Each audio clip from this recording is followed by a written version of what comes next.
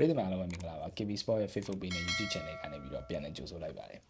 အဲ့တော့လီဗာပူးအသင်းဟာပြီးခဲ့တဲ့နွေရာသီတုန်းကဒါတော်တော်လေးကိုအံ့အားသင့်စရာကောင်းတဲ့ပြောင်းရွှေ့မှုတစ်ခုကိုလုပ်ခဲ့တယ်လို့သိရပါတယ်အဲ့ပြောင်းရွှေ့ကဘာလဲဆိုတော့နာပိုလီအသင်းမှာကစားနေတဲ့ဒါစကယ်လီယာကိုယူရိုတန်း100ပြောင်းရွှေ့ခြင်းနဲ့လာမယ့်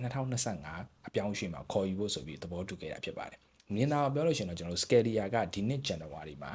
PSG အသင်းကိုပြောင်းရွှေ့သွားပြီးယူရိုတန်း80နဲ့ပြောင်းသွားတယ်လီဗာပူးကဒီနှစ်နွေရာသီမှာဒါစကယ်လီယာကိုယူရိုတန်း100နဲ့ခေါ်မှာပေါ့နော်ဒါပေမဲ့နာပိုလီတင်းကအန်အားတင်းဆိုတာနဲ့ပဲလီဗာပူးရဲ့အပြောင်းရွှေ့ကိုမဆောင်တော့ပဲနဲ့ဒါ PSG အသင်းကိုယူရိုတန်း80နဲ့ရောင်းချလိုက်တယ်ဘာလို့ရောင်းချလိုက်တာလဲဆိုတော့လီဗာပူးဘက်ကပေးမဲ့ပုံစံကဒါနွေရာသီမှာ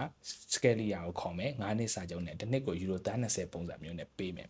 ဒါမဲ့နာပိုလီအသင်းကတော့ PSG က2နှစ်အတွင်းပေးချင်မယ်ဆိုတော့ယူရိုတန်း80ကိုပဲရွေးချယ်သွားခဲ့တယ်။စကယ်လီယာကိုစောင့်နေပဲနဲ့ရောင်းချခဲ့တယ်ပေါ့နော်။ဆိုတော့လီဗာပူးအနေနဲ့ဒါယူရိုတန်း100နဲ့သူတို့ခေါ်ဖို့စူးစမ်းလိုက်ခဲ့တဲ့စကယ်လီယာကိုလက်လွတ်ခဲ့ရတယ်ပေါ့။အဲ့ဒီအပြောင်းအရွှေ့ကိုဘယ်သူကဖော်ထုတ်ခဲ့ရလဲဆိုတော့စပိန်သတင်းဌာနကိုကဖော်ပြခဲ့တာဖြစ်တဲ့အတွက်ကြောင့်မလို့တော်တော်လေးကိုတော့ဒါနှိစက်မှုရှိခဲ့တယ်ပေါ့နော်။ဆိုတော့လီဗာပူးအနေနဲ့သူတို့အသင်းရဲ့ဘဲတောင်ပံမှာအားဖြစ်ဖို့စူးစမ်းနေဆိုတော့အမှန်ပဲဒါပေမဲ့လည်းဆိုတော့ပြောသလိုပဲ PSG အသင်းကလက်ဦးသွားခဲ့တယ်ပေါ့နော်။ဆိုတော့လာမယ့်နွေရာသီမှာ